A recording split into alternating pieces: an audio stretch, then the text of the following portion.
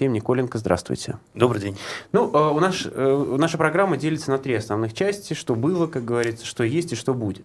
Давайте начнем с того, что такое бренд «Башкирский мед», когда вот он появился как бренд. Я не знаю, стоит ли здесь говорить о советской части истории. Если считаете нужным, то расскажите. Но вообще вот, когда появился именно рынок, свободный рынок меда, как так получилось, что башкирский мед вот немножко так отдельно отстроился от меда вообще? Кто начнет? Друзья, ну я начну. Давайте. Сергей Булюк. О советской части не только стоит говорить, но и нужно, но надо страницу еще раньше перелистнуть. То есть во времена царской России международное признание башкирский мед получил после прохождения, была международная выставка в Париже в 1900 году. 1900 год, царская Россия. И башкирский липовый сотовый мед выиграл гран-при выставки. То есть и вот в тот момент произошла международная слава. Почему? Потому что просто вот он был бы характеристикой очень хороший, высокое или он был как-то подан интересно. Но, к сожалению, я тогда еще не родился. Нет никакой информации. Да. Я думаю, что это просто потрясающее качество, и последующая история это подтвердила многочисленно раз, что у нас сплошные обширные липовые леса. Вот у нас 2/3 липовых лесов в России сосредоточены в Башкирии. То есть липовый насыщенный мед, первозданный. Вот в 1900 году о башкирском меде узнали во всем мире, он загремел об этом. Потом в 1961 году уже в Советском Союзе в городе Эрфурте, Германии, на выставке Апимонди получил он золотую медаль выставки. В 1963 году Бухарест, Румыния, серебряная медаль. В 1971 году в СССР была Апимонди, была еще одна золотая медаль. То есть вот эта коллекция высшего признания, о котором о меде стали говорить. Вот. Что касается Советского Союза, ну, у нас была плановая экономика, то есть мы не будем говорить плохо, это хорошо, для башкирского меда это было очень хорошо. То есть весь мед в Советском Союзе был промышленно, централизованно производили только здесь. Все консервные заводы были здесь. Тогда башкирский мед? Или просто это был мед из Башкирии и так далее? Был башкирский мед. Так и было написано, да, на упаковках? Ну, либо уфимский мед писали в царской России, уфимский мед. Да, Алексей Николенко. Я бы добавил все-таки и второй момент. Сами фасовщики, они тоже большой шаг вперед сделали. Вот жестяные коробки появились как раз впервые здесь, в Уфе. Мед в сотах не толкли, как до этого вот колодный мед, а соты вырезали, аккуратно складывали в жестяные коробочки, заливали сверху жидким медом для сохранности. И покупатель получал идеальный продукт, который вот даже уже тогда следили, чтобы нельзя было подделать. А когда это началось? Вот как раз конец 19-го, начало 20 века. К нам приходит железная дорога, мед становится уже легко поставлять, создаются вот эти коробочки. И в чем-то именно название на коробочке «башкирский мед» тоже сыграло тогда очень сильно. Вот это название пошло еще и оттуда. А это было как-то связано с башкирской пчелой, о которой столько сейчас разговор? Нет. Алексей Николенко сможет сказать очень много нюансов там по пчеле, какая башкирская, какая там темная, там, ну, с этим не связано было. Тогда башкирскую пчелу не знали как таковую, она была одна вся среднерусской породы. Я думаю, тогда даже название из среднерусской породы могло не быть, о породах начали говорить чуть позже. Пчела была, как правило, местная, она в то время еще в России не мигрировала, европейцы уже натолкнулись на это, у них миграция в середине 19 века началась, и потеря пчел перемешивания. А у нас пчела пока жила еще на месте, была родная, местная и не испорченная. Такой лабораторный интерес. А все-таки чем плохо перемешивание пчел? Сразу давайте уже спросим. Пчела в ходе эволюции очень далеко, один вид очень сильно разошелся, скажем, на 4 различные линии. Африканская пчела, там всего их 30 подвидов. Но вот глобально это африканская пчела, это северная наша лесная линия, южная европейская, итальянка, карпатка. Ну и еще одна линия – это Ближний Восток. Так вот, эти линии, они уже как молодые виды, они настолько отличаются по своей психологии, не побоюсь сказать, поведению, устойчивости. И при скрещивании у них все перемешивается, и в итоге пчела не знает, что делать. Об угрозах рынку мы поговорим чуть попозже. Давайте тогда поймем все-таки, что такое башкирский мед как бренд. В конце 80-х, начале 90-х, когда появляется свободный рынок, кто приходит на этот рынок работать? И кто на нем остается? Может быть. Ну, как старая, самая компания старая.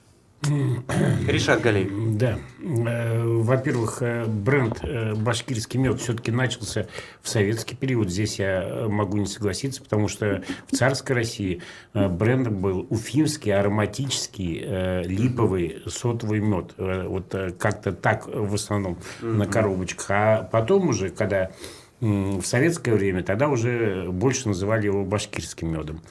В 90-е годы где-то Башпотребсоюз практически перестал фасовать мед, развалился. Там Министерство лесного хозяйства тоже пасеки свои распродало, и цех у них перестал действовать. И вот тогда как раз появились коммерческие организации. Ну, наша организация одна из первых в 98 году. Когда мы поняли, что вот свободная ниша, надо ее занимать. А можно вот уточнить этот момент? Ведь наверняка, несмотря на такую централизованную работу государства вообще с любыми рынками, мед государство само практически не производило. Были какие-то пасеки, которые сдавали мед. Производил наоборот. Да, было очень много колхозных пасек. Было в Министерстве лесного хозяйства практически при каждом лесничестве по несколько пасек тоже было, да. Было у Лутилякская станция пчеловодства, одна из крупнейших пасек. А не государственный рынок меда был при этом? Небольшой. Да, негосударственный рынок Для был, себя. который для себя. Практически в каждой... Несколько ульев в огороде. Да, Для практически... меня это да. удивительно. Почему? Потому что в свое время, когда занимался историей Великой Отечественной войны, многие крестьяне жертвовали там на самолет, на танк и так далее. И были крестьяне, которые могли себе позволить на целый самолет. Так вот, это все были пасечники. То есть они даже вот, да, в то время, видимо, имели какие-то средства с продажи меда.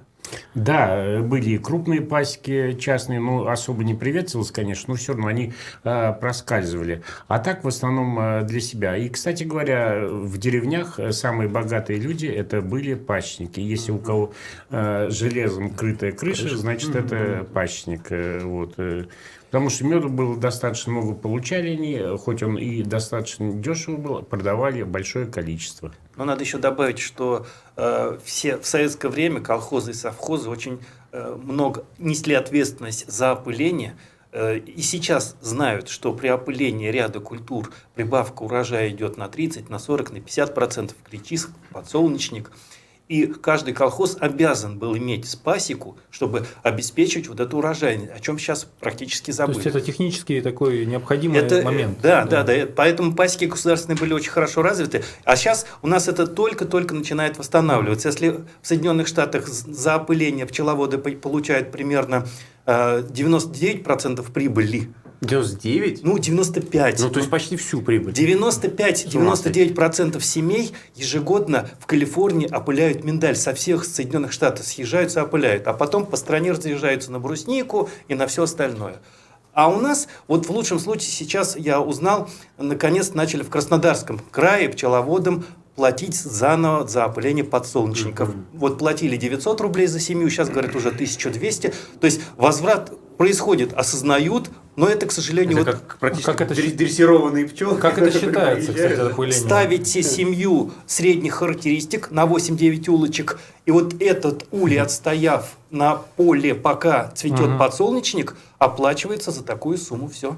А расстановка семей, она пропорционально полю Заработок с происходит. двух сторон. Ну, Так, по сути, да. да. Ну, есть нормативы, например, по доннику, вот сейчас нормативы на 1 гектар 3 пчел семьи должно быть засеяно донником, также и по другим централизованных сельхозкультурам. программ сейчас нету на эту тему. Вот кроме Краснодарского края я больше Нет, ничего не слышал. да. Наоборот, как правило, пчеловод платит Платишь, чтобы отступной встать на поле, за да. поле, за лес, за Вы всё. все. говорили про урожайность. мед, а практически уже совсем про другие, да? Абсолютно точно. Это, оказывается, гораздо более обширная тема, чем мы предполагали. Тем не менее, вот были колхозы, которые производили этот самый мед, сдавали его на соответствующие перерабатывающие Консервные предприятия. заводы. Да. Вдруг эти предприятия встают, Советский Союз распадается. Что происходит с этими колхозами? Что происходит с пчелами, в конце концов, в этот момент? И кто начинает, и каким образом работать с медом? Ну, смотрите, колхозы, совхозы начали разваливаться, то есть сокращаться. Эти пасеки, ну, где-то пошли под нож, где-то они перешли в частные руки. Что значит под нож? Это же не корова. Ну, уничтожать семейная. начали, просто сокращать, потому что не могут, ну как, просто уничтожают и все, то есть на зиму не оставляют. Не восстанавливают. Численность. Много в частные руки перешло, и сейчас вот статистика опять нашего Минсельхоза республики, она разнится, но 92-95% пчел находятся в частных руках. В личном подсобном хозяйстве. То есть, соответственно, государство, республика сейчас никак не может воздействовать на пчеловодов, на объем меда, на количество пчел-семей, потому что это лично подсобники. Сейчас вы хотели добавить что-то? по этой теме? Да, я хотел добавить, в 90-е годы, когда мы ездили по колхозам, там смотрели, присматривали себе, предположим, места для пасек и ульи присматривали. Я видел огромные бывшие совхозы, у которых по 2000 пчелосемей было. И вот эти вот инвентарь в огромных складах, ульи вот эти вот, все осталось, а в колхозе ни одной пчелосемьи. И распродавались действительно по частникам все это дело, а осталось все это так невостребовано. Это хотя бы частично восстановилось к сегодняшнему дню или нет? Ну, я думаю, что да, за счет частников восстановились, потому что у нас достаточно Нет, крупный... смотри, что называется восстановление. Если кто же количество цифры, то нет. голов. семей. Да, да. Поголовье Семей. пчел, да. Голов, Пчел, да. Восстановилось. Почему? Потому что у нас достаточно крупные пчеловоды есть, которые заинтересованы, предположим, 800 семей, там 1000 семей есть. Они работают на себя, естественно, чем больше пчел у них, тем Больше, богаче да, они мёда. живут. Да. По вопросу там непосредственно пчел, понятно. Но мало ведь просто держать пчел. Надо этот мед собрать, надо его упаковать и надо его продать. Когда вот с этим вопросом начало в республике что-то происходить? Ну, вот смотрите, я немножко с другой стороны зайду. Вот плановая экономика в Советском Союзе это дало очень мощную фору башкирскому меду. То есть вот в России Бренду есть... именно. Бренду, да. В России есть очень хороший, качественный алтайский мед. То есть таежный алтайский мед или алтайский гречишный мед – это супер меда по качеству. Но у них не было такой международной славы. Его не знали во всем мире. Да, и, соответственно, башкирский мед уже был в фаворе, как бы он уже имел несколько градаций преимущества по сравнению с алтайским медом. К сожалению, за 20-30 лет мы это потеряли, этот гандикап, потому что алтайцы сейчас используют технологии, упаковка, инновационные продукты на базе меда и пчелопродуктов. Они пошли дальше. То есть в Москве, Питере они очень хорошо заняли этот рынок. Агрессивный маркетинг. Башкирский мед у нас, вот мы едем на этой славе бренда башкирский мед, да, он есть. Но тревожные звоночки в чем? Что нашими идеологами, носителями являются поколения серебряного возраста. То есть бабушки, дедушки, которые говорят внукам: внучок, башкирский мед самый лучший на рынке, где-нибудь на ярмарке. Но они уходят, они умирают, а передать некому. То есть мы должны тоже делать какие-то шаги определенные, ну, вкупе с государством, с Тем не менее, республикой. вот когда рынок был разрушен, как вы поняли, что нужно его упаковывать, и какие пути продаж тогда были? Ну как? В 3-литровых банках просто? Или уже тогда было понятно, Это что стандарт нужно... всегда есть, он и будет продолжать. В то время 2-3 вида банок, значит, начиная от 3-литровой, полулитровая банка, и у нас небольшое там количество, две, по-моему, банки Гусь Хрустальный выпускал. А в это время уже начали появляться немецкое стекло, например, да, которое очень высокого качества, которые крышки с хорошими крышками, которые уже не протекали, эти крышки. Вот поэтому и с этого началось, именно как на западном уровне, что ли, смотрели, как они фасуют и делали. Если говорить о 2000-х годах и по сегодняшний день, попробуйте как-то сформулировать в процентах или хотя бы, ну, вот по своим ощущениям, сколько меда из производящегося в Башкортостане уходит на экспорт куда-то в другие регионы или страны, а сколько остается здесь, в Башкортостане? Ну, у меня субъективная, может быть, оценка. Я считаю, что 70% меда уходит в Россию. То есть и в разные каналы. То что-то через нас, что-то там есть пчеловоды, которые там десятилетиями потомственные, которым там к ним с севера приезжают ребята и прям флягами загружают. Также с Москвы, с Питера там северно-восточные регионы, районы Башкирии, они традиционно очень дружат с Свердловской областью, Екатеринбургом. Там у них родственные связи настолько, диаспора в Екатеринбурге находится башкир или башкирское население, что туда уходит по умолчанию. Вот. На экспорт в другие страны, я думаю, что не больше 5% сейчас уходит. Там есть свои нюансы, есть свои сложности. Какие нюансы? Ну, если в двух словах, опять мы просто уйдем глубоко в эту тему, ну, наши ГОСТы на мед, то есть мы сейчас работаем в рамках технического регламента Таможенного союза, то есть определяем качество меда. Вот эти параметры, они не соответствуют международным параметрам, у нас они занижены, к сожалению. И у нас в России, не только в Башкирии, но в России нет ни одной лаборатории, ни одной, которая могла бы по международным стандартам исследовать качество меда. Поэтому мы видим, как слепые котята, мы не видим, каким качеством меда мы работаем, он там может не пройти. Ну, тогда вопрос как раз, Правильно, да. да, Алексею Николенко. А почему у нас нет таких лабораторий? Вы как ученый. Ну, к сожалению, развал 90-х коснулся всех областей, в том числе и институтов, которые отвечали за пчеловодство. Собственно, у нас таких сейчас осталось очень мало. Это Головной институт в Рыбном, в Рязанской области, институт пчеловодства. Вот в Башкирии у нас БНИЦПА. Дело в том, что все эти институты так или иначе перешли на фасовку и продажу меда. И потихонечку от науки они вынуждены отказаться. Были в свое время, когда это было очень тяжело, а сейчас практически во многом не вернулись. То есть, во-первых, не хватает, вот скажем, у нас сейчас 2 лаборатории сразу одновременно, возможно, получат такое оборудование, ну, близко. Ну, у них нету кадров. То есть, есть лаборатория Россельхознадзора, есть вторая, есть ветеринарная лаборатория на Зорге. Оборудование у них частично есть, частично поступит, но нужны кадры квалифицированные, ну и много других проблем. Здесь вопрос такой же, Сергей зашел со стороны рынка, это же запрос рынка. Речь идет о том, что это все-таки кто должен платить за этот банкет? И готовы за этот банкет платить производители? Дело в том, что стартовый толчок здесь без государства невозможен. Понятно, что... А почему? Потому что это все очень дорого, и самое главное, это... Слишком большой уровень. Да, нет, это, видите, вот я могу на примере Новой Зеландии привести, да, давайте возьмем мед Манука. Мед Манука производится всего лишь в объеме, ну, где-то 10 тысяч тонн. Это вот, чтобы сопоставить 6 тысяч тонн Башкирия производит лучшим, 10 тысяч Новая Зеландия. Но всего 18, вот 10 попадает под этот бренд Манука, да? Но он забирает этот мед чуть ли не четверть всех денег в мире. Всего в мире 600 тысяч тонн продается. А вот эти 10 тысяч тонн четверть денег всех забирает. Потому что он они очень дорогой, то есть. Да, в 10 раз и более дороже продается. За счет чего? Государство, все научные учреждения, пчеловоды, растениеводы объединились всего лишь лет 15 назад в огромный концерн Манука, который серьезно занялся этим вопросом. И в итоге сначала получились хорошие инвестиции, как частные, так и государственные, в одну задачу. А сейчас прибыль от этого получают все, то есть и ученые, и пчеловоды, и государство. Есть такое мнение, что любой продукт – это в первую очередь маркетинг. Насколько все-таки в меде маркетинг играет роль именно вот сколько в стоимости меда это маркетинг? В Или нашем где башкирском наука? или в каком? В любом и в Я башкирском в частности. тогда все-таки Мануки коснусь. Да. Конечно, Ну, по Мануке, например. понимаете, маркетинг без него никуда, это очевидно. Ну, Но понимаете, базируется просто так сейчас в современном научном мире продать что-то, что совершенно по качеству не соответствует рекламе, невозможно. Все равно качество, и в Мануке они есть. Может быть, это не панацея от всех бед, но ученые, исследователи показали, вот здесь это чуть лучше, здесь это чуть лучше, здесь это чуть лучше. Слагаемые всех факторов. Но Да. если возвращаться все-таки к стоимости бренда, как много, как сильно влияет бренд на стоимость меда?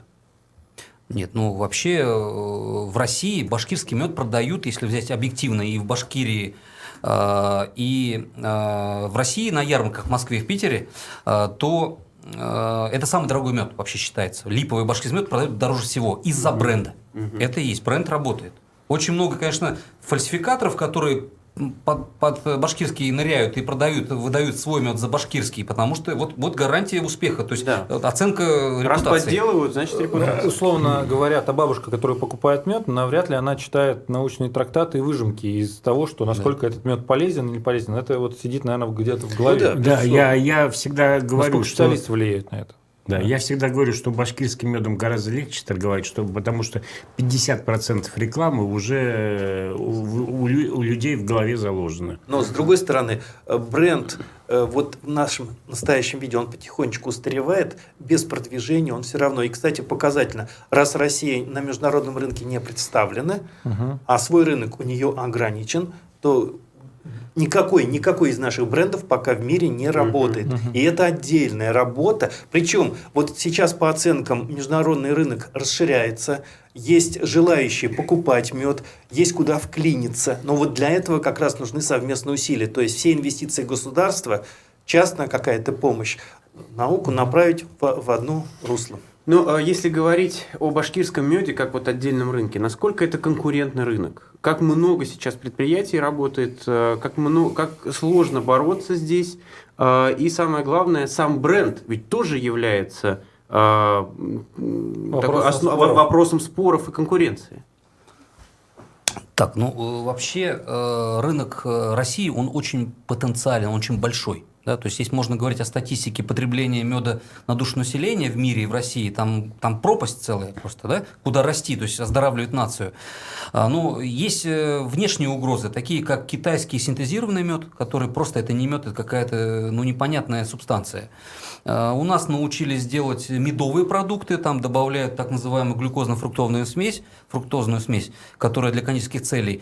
И опять же, наши лаборатории в России, они не могут определить до конца, это мед или что это такое. Происхождение продукта. В этом большая проблема. Вот с этого нужно начинать. И, конечно, развивать бренды башкирские и другие бренды. И это ведет к потере доверия вообще к продукту меду как таковому. Да, абсолютно верно. И снижение потребления меда как такового. Но, тем не менее, вот если мы говорим даже вот об Уфе, здесь есть какое-то количество магазинов, да, которые продают мед. Их много, их мало. Это конкурентный рынок или нет? Мне кажется, Уфа уже достаточно плотно с башкирским медом работает, и практически в каждом магазине есть, кроме федеральных сетей. Очень интересно, что в федеральных сетях мед из Петербурга башкирский продают, мед из Москвы. С Екатеринбурга. Да, с Екатеринбурга, с Алтая, да. Просто в федеральные сети очень сложно зайти. Что касается, если брать мировую какую-то рекламу, да, то практически башкирский мед нигде не знают. Вот сейчас только мы начали потихоньку ездить, где-то на Апимоде участвовать, где-то еще что-то, но Сергей расскажет об этом подробнее, и начали немножко хоть слышать. То есть не было никогда мирового бренда башкирский мед, хотя мы говорили там, легенды ходили, что значит где-то в Париже там как эталон хранится башкирский мед. Нет, не знают не то, что башкирский мед, они знают Башкирия, где находится, и что такое Башкирия. Ну, раз уж мы коснулись фальсификации, здесь очень важный момент. Не случайно получается, когда почти уже год назад прошел, я как раз в Ижевске сам присутствовал, когда Владимир Владимирович Путин поручил Министерству сельскохозяйства пересмотреть стандарты на мед. Почему? Потому что сейчас фальсификат полностью соответствует ГОСТу. Фальсификатчика нельзя. Сейчас очень хорошо вводятся в других отраслях пальмовое масло, еще что-то. Производитель должен написать, что там. И если ты продаешь не мед, а медовый продукт, ты просто должен написать. Указать это, да? Да, но дело в том, что сейчас любой фальсификат, он полностью соответствует ГОСТу. Мы сейчас прервемся на московские новости. Я напомню, что это программа «Что происходит в Уфе» с производством и торговлей медом. У нас в студии генеральный директор ООО «Башкирские пасеки плюс» Сергей Мулюков, генеральный директор ООО «Башкирский мед» Ришат Галеев и доктор биологических наук, профессор Института биохимии и генетики Уфимского научного центра Российской академии наук Алексей Николенко. Никакого секрета. Мы говорим все, что знаешь. Радио «Эхо Москвы».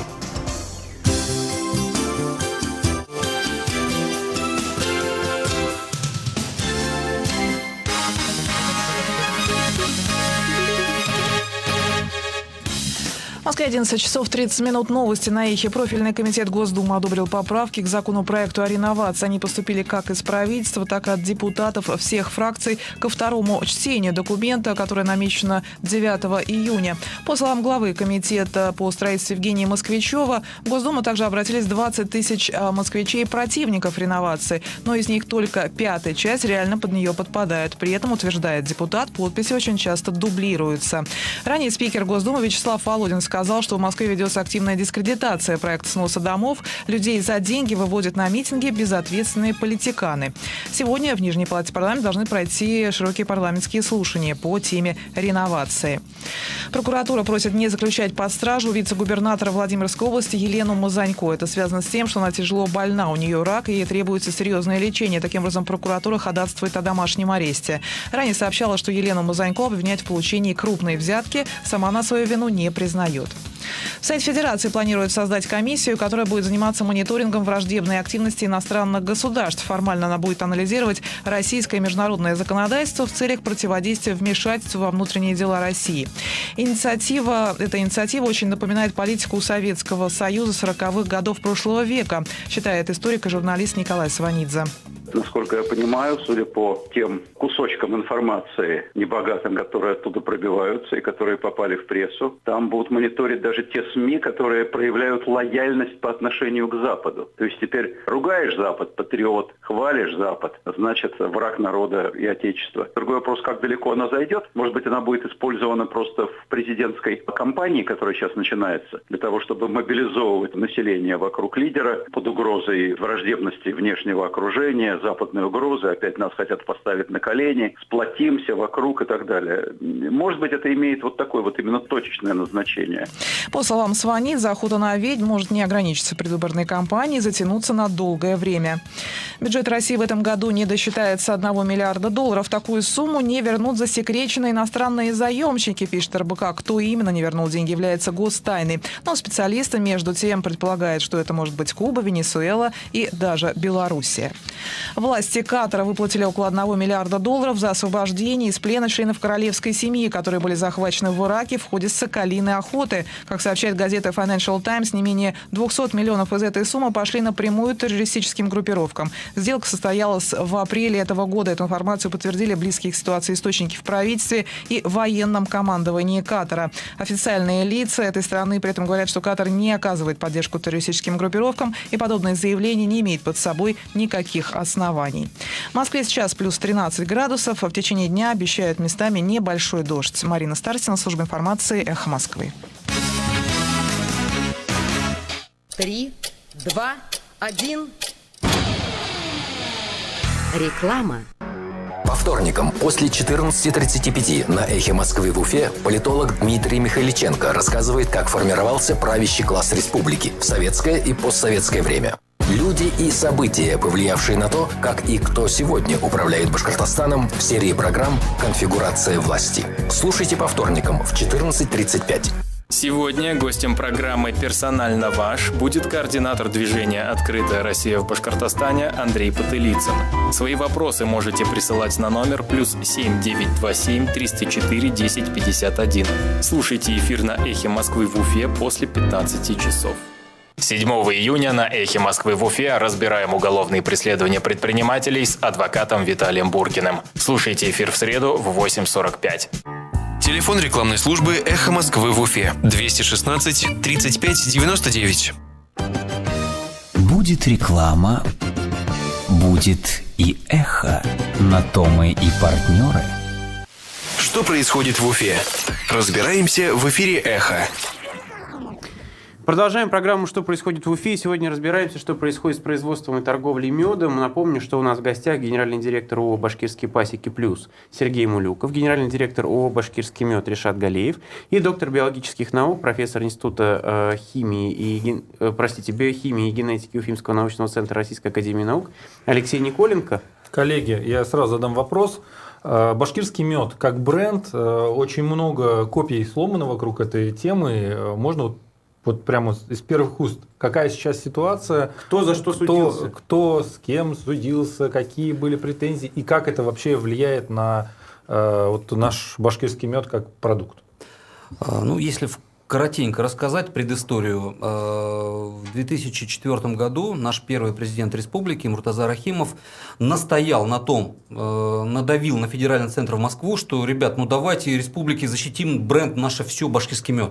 Пожалуйста, давайте уберем некоторые формальности документальные, но получим за охранную грамоту документ, и у Башкирии будет патент на башкирский мед. И мы сможем достойно ударить всех фальсификатчиков в нужное место, короче, по России. Но при этом вот только что говорили про ГОСТы, которые не позволяют вообще фальсификатчикам бороться. Ну, тогда вообще ГОСТы были другие, на самом деле. Тема была вообще бренда. То есть получить патент, охранную грамоту на башкирский мед. Да. И он смог. Он смог это сделать, и Муртаза Рахимов смог защитить, то есть получить, продавить и получить на Башкирию этот патент. Да. Была благая цель, то есть защитить местных производителей, защитить рынки России, то есть убрать то есть в правовое поле их засудить.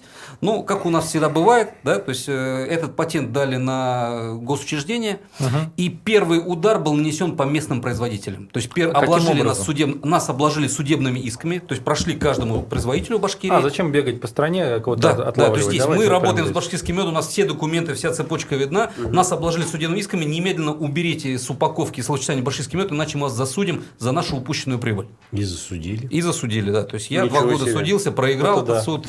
Это был первый удар. Пострадавших было? Ну, компаний 6-8 было тогда. То есть, получается, рынок сформировался, производители частные работали, и тут у нас... Первый удар был нанесен по местным производителям. И что же вы делали тогда? Что мы делали? Во-первых, мы вынуждены были подчиниться правовому полю, да, мы законопослушные граждане, хотя и пытались изучить. То есть я подключал международную юридическую компанию Янка Вассерман. Представляете, какой уровень? Они сказали, все, прецедент создан. То есть классно. То есть если одному дали, минимум 7 организаций могут пройти. Ну, даже они не смогли в коллизиях нашего российского законодательства, тогда они обломали зубы. Да. И опять же, вот маркетинг, вот бизнес, что сработало. Да? То есть, вот, понимаете, какая была задача? Нужно было потребителям, покупателям, клиентам, целевой аудитории сказать, что это башкирский мед, но не называть башкирский мед своими словами. И как же вы входили? Появилась компания «Башкирские пасеки» с брендом, появилась компания бренд «Башкирская медовня», «Башкирский нектар», «Башкирский аромат». И вот таким образом мы ассоциативно обошли эту тему и достаточно успешно. Ришат, а вы-то как? У вас даже предприятие называется «Башкирский мед». Ну да, как вы жили? С первого дня называлось предприятие «Башкирский мед», но наше предприятие не имело права называть мед башкирским. На упаковку носить. Да, на упаковку носить. Поэтому мы также и живем с 98 года, как башкирский мед. Называется медовня. Башкирский медовня, да. Но сейчас, да, кстати, уже даже и не хочется иногда, потому что нас знают и в России, и за рубежом, вот, как башкирскую медовню. Фактически произошло размывание бренда «Башкирский мед», я понимаю, и потребитель стал обращать внимание на суббренды, я бы так сказать. Это большой зонтик, но этот зонтик зонтичный бренд не имеет какого-то централизованного управления. А сегодня кто-то производит башкирский мед под этим названием? Да, что произошло в этом году? Да, у нас есть госучреждения, которые все эти годы и законные правообладатели, они продлили ее на следующий период. Но в этом году произошел прецедент. То есть вот мы благодаря своей работе, мы создали ассоциацию профессиональную, куда вошли крупные переработчики, пчеловоды, ученые, и пытаемся на законных основаниях лоббировать и защищать интересы этой отрасли. А какая ваша доля в этом производстве фактически башкирского меда? Все, кто входит в ассоциацию. Если, пусть это будут порядок я думаю, что 25%. Это больше. Это моя субъективная оценка. Мы считали, по-моему, иногда доходит до 60%. Если мы говорим, что 6 тысяч тонн меда производится в Башкирии, то мы где-то 1200 тонн у нас суммарно... 6 тысяч это максимум. В прошлом году 4,5 был спад. А остальные на кого приходятся?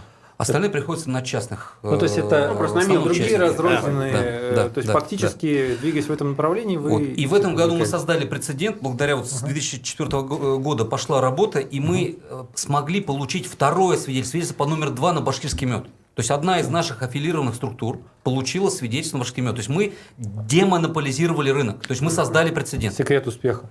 Секрет успеха? Нужно со всеми дружить, объединяться и... Нет, дружить это звучит как-то не очень хорошо на самом деле. Вот вопрос, как профессиональный интерес, регистрируя второе фактически название, вы выделили какие-то другие аспекты, я не знаю, какие-то другие позиции в патентовании или как это вообще? Задача-то, конечно, нужно было пойти по этим же критериям, доказать эти же критерии. Просто наш мед наших организаций едят в Кремле, едят в федеральном центре, едят в силовых ведомствах, да? Да, в космос летают наш мед.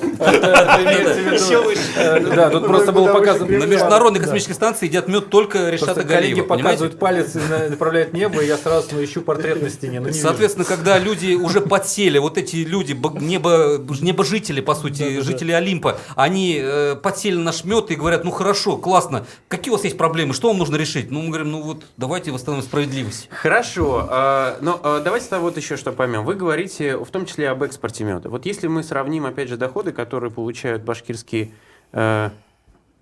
пасечники, да, здесь, в Башкортостане, имею в виду, продавая здесь мед, и продавая мед куда-то за пределы республики, где больший объем денег, что называется? Меня немного, можно мне дальше? Да?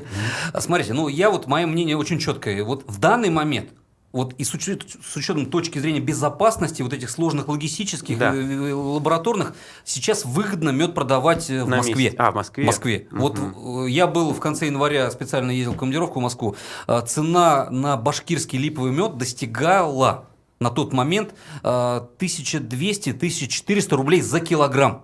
Представляете, самая высокая цена. А здесь, в Башкирии? А здесь за эту цену можно 3-литровую банку купить. Ну, коллеги, я задам такой вопрос.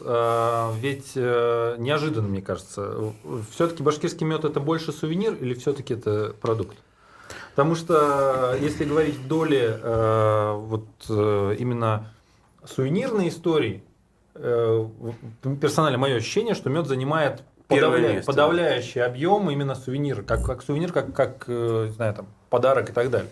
Вот как здесь как получается, когда люди едут куда-то в командировку, в гости, на отдых, что повезти из Башкирии? Естественно, у всех ассоциация башкирский мед, поэтому берут сувенирную упаковку.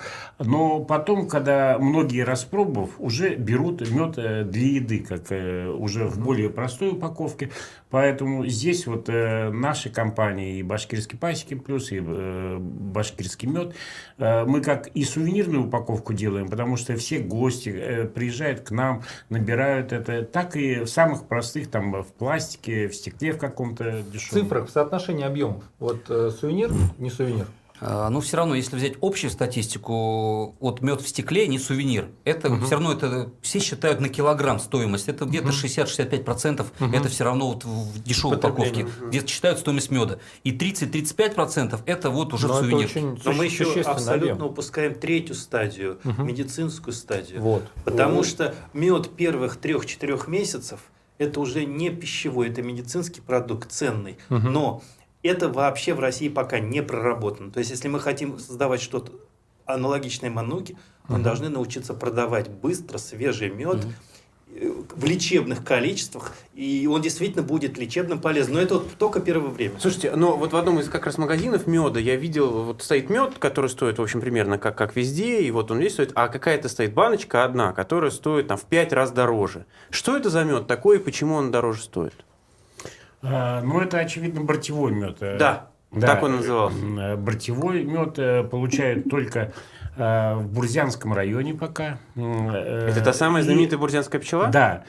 Заповедник Шульганташ и сопредельной территории заповедника Шульганташ. Это единственное место в мире, где сохранился промысел по бортничеству. Получают его в очень небольших количествах, порядка 2, наверное, даже, да, ну, 2 тонны в год. Это заповедник Шульганташ, потом бортевики башкирских пасек плюс и бортевики башкирского меда. Ну, там еще пограничный район, я бы назвал, Бурзянский, прилежащий Шимбайский, Белорецкий, там чуть-чуть захватывает зону. Там тоже. А чем он такой? Чем отличается? Спрос чем? Дело в том, что без антропогенного стресса пчелы собирают мед именно в лесах, там, где вообще хозяйственной деятельностью никто не занимается. И мед собирается с ранней весны до позднего лета. И вырезается он всего 1 раз в год. Ну, опять же, у него какие-то особые свойства? Особые свойства, да, то, что это мед именно собранный пчелой, без подстегивания человеком, когда он не откачивает. Я сейчас объясню, да. Смотрите, вот современное пчеловодство в мире, оно эксплуатирует животный страх пчелы. То есть пчела, вот начинается весна, цветы, она смотрит, то есть оглядывается, пустые рамки, то есть надо себе, детям набить закрома, чтобы зима скоро, да, набивает все это, человек это вытаскивает, ставит пустые, пчела опять же страх, то есть она вроде только успокоилась, а опять же зима на месяц ближе стала, а нужно мед-то еще и все, то есть и потом человек начинает вывозить на нужные культуры, на гречиху, на подсолнух, на рапс. В диких условиях пчела бы никогда бы с подсолнуха не взяла бы этот нектар. И вот дикая пчела, представьте ситуацию. Есть дупло или борть в дереве, оно ограниченное по объему. То есть пчела понимает, у нее есть искусственный интеллект, разум. Она говорит, если я сейчас не искусственное, как раз наоборот. Да. Коллективный, да, извините. Коллективный разум. Генетическая память передается с поколения в поколение. Что вот ограниченный объем вот этого дупла, да, внутри полости. И она думает, что если я сейчас весенними медоносами набью все это, а через месяц пойдет, через 2 липа, самые приоритетные для нее нектары, который делается мед, некуда будет забивать уже, просто некуда. И поэтому она, как такой профессиональный стайер, марафонец, она правильно распределяет. Она смотрит, что будет весной, летом, в конце лета. И собирает самое ценное. И получается мед концентрированный, все самое ценное, что может быть. И можно я тоже добавлю? вот как раз я вас хотел спросить, как ученый. Мы еще забыли по породу пчелы. Дело в том, что вот африканская пчела, ей тепло и хорошо, она больше 5 килограммов в год и не соберет. С ней обычно воск собирают, или прополис, или еще что-нибудь. Здесь темная лесная пчела наша, она же среднерусская, бурзянская, это представитель этой пчелы, тоже играет большую роль. Это не только наши исследования, это исследования шведов, норвежцев, они тоже это показали. Потому что у пчелы очень большое значение имеет общественный иммунитет. Не только общественное сознание, а общественный иммунитет. Что это значит? Вот у нас с вами есть только личный иммунитет, да? За исключением, может быть, когда мама кормит ребенка грудью, она ему передает. А пчела кормит личинок, матку. Матка, трутни, все получают корм только от рабочих пчел. Пчела вырабатывает несколько полезных антимикробных пептидов, которые из слюнных желез попадают в мед. Вот этим кормом она уже кормит соседей и так далее, и так далее. Ну, самое главное, личинок. Так вот, наша пчела, чем севернее, тем холоднее, а Бурзян, в принципе, тоже горная зона. И самое главное, там породность, очень чистопородная пчела, она выделяет гораздо больше полезных этих веществ. А если мы еще мед сохраняем хорошо, то есть на центрифуге не перегоняем, а бортевой мед, как правило, сохраняется без центрифуги, без окисления, то эти питательные вещества и, самое главное, вот, антимикробные вещества сохраняются гораздо дольше. То есть, с биологической и даже, можно сказать, медицинской точки зрения, этот мед отличающийся от другого меда. Чем он отличается?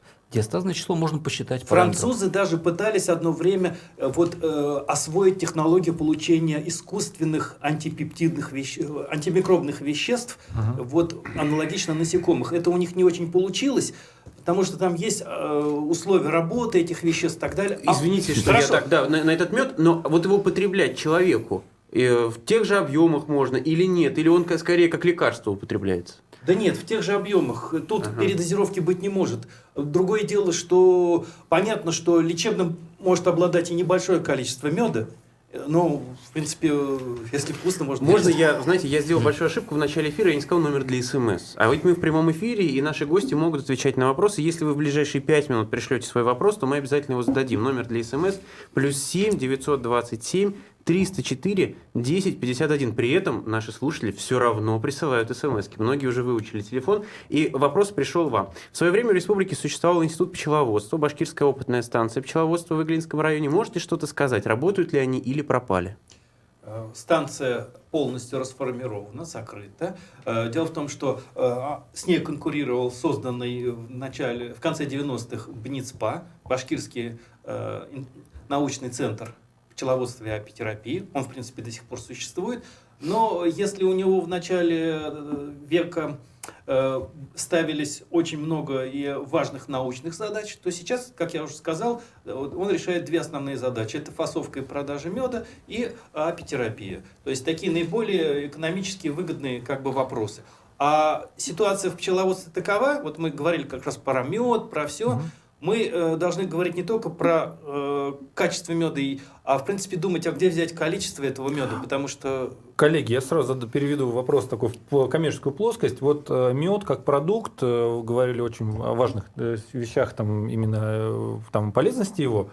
все-таки какие попутные продукты с медом идут, именно вот как в коммерческом формате, и как правильно мед реально употреблять, какие заблуждения есть у потребителя, которые ценность меда сводят на нет. Я в одном из магазинов видел, знаете, даже мед там с семечками, Да, с курагой, это уже как десерты пошли. Ну вот расскажите. Нет, на самом деле, да. смотрите, если взять мировые тенденции, то пчеловодство, то пчеловодство дает там до 15 видов продуктов. И мед это один из 15, причем самый дешевый. То есть, с точки зрения, если правильно монетизировать эту отрасль... добавленную стоимость, да, если мы рассматриваем? В том числе, да. Если правильно монетизировать, то мед это самый дешевый продукт. То есть, можно там зарабатывать деньги намного больше на других вещах, особенно на инновационных каких-то продуктах. Это первое, да? А, например, какие продукты сегодня в Башкирии производятся на основе меда или вместе с медом? Нет, давайте так. Пчеловодство производит какие продукты? Это перга, пыльца, прополис, маточное молочко, трутневый гомогенат, это тоже все пчелиный продается? яд. Это все продается, да. Но пчелиный яд, он не продается в чистом виде. Воск, восковые холстики. От объема рынка вот по сравнению с медом, это какая-то значимая доля рынка или нет? Все-таки мед это Пока основное? пока нет, но там очень высокая тенденция. То есть сейчас вот народ повернулся лицом к народной медицине, а это все продукты, которые там есть. То есть кризис здравоохранения вам на руку? Ну да, это да. 2-3 предприятия глубоко перерабатывают вот эти вот продукты и достаточно большим успехом пользуются. Я думаю, настало время поговорить про о будущем, о угрозах и возможностях. Давайте поговорим об угрозах и возможностях. Что будет в перспективе ближайших 5-10 лет, на ваш взгляд, с башкирским медом и, самое главное, с пчелами? Ну вот буквально 2-3 года назад ключевая фраза была в Министерстве сельского хозяйства: у нас в Башкирии в пчеловодстве единственная проблема – как продать мед за рубеж. Других проблем нет. Сейчас вот мы уже 3-й год ведем мониторинг смертности пчел, потерь, другие проблемы изучаем в лаборатории. И, в общем-то, можно спрогнозировать, что и всем уже очевидно, что хорошего меда становится все меньше и меньше. И пчел убывают. Ведь вот по нашим данным, если 3 года назад погибло 26% пчел в Башкирии, то в этом году смертность составляет минимум 37% уже. Правда, год более сложный, тяжелый, но тем не менее, вот эта гибель, пчелы, если весна и лето более-менее хорошие, в какой-то степени восстанавливаются, но в основном за счет завоза. Простите, а как мы считаем это, вот эти 26%, 37%? Мы являемся членами международной научной сети «Колос».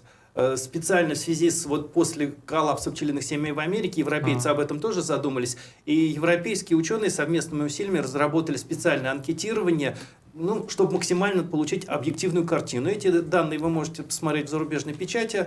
В журналах все эти данные печатаются, все методики подробно описаны, в том числе, кстати, на сайте Колоса все эти данные есть.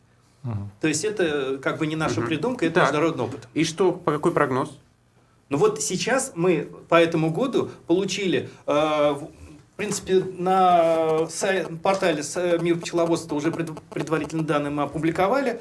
В среднем по России сейчас мы получили гибель 24%, это больше на 4%, было 20%. То есть год везде более-менее тяжелый, но тем не менее 24%. А у нас, к сожалению, 37% уже процентов. Как вы объясняете такую большую... Здесь причин достаточно много. Есть и объективные причины. Скажем, на наш Поволжье вообще в целом и на наш регион приходится наибольшая нагрузка по получению меда. Республика... То есть заездили пчел. Республика на первом месте идет. Загнали. Да. То есть это тоже важный момент. Но отсюда и плотность семей, и нагрузка, да. Но есть и то, что о чем я говорил вначале, необходима государственная помощь пчеловодам. Если где-то в регионах она уже начинает появляться, у нас государственной помощи пчеловодам никакой не оказывается. Вы в курсе, что не все ученые с вами согласны и говорят, что не надо бить в колокол, все не так плохо. Да. Обязательно смс-ки почитаю.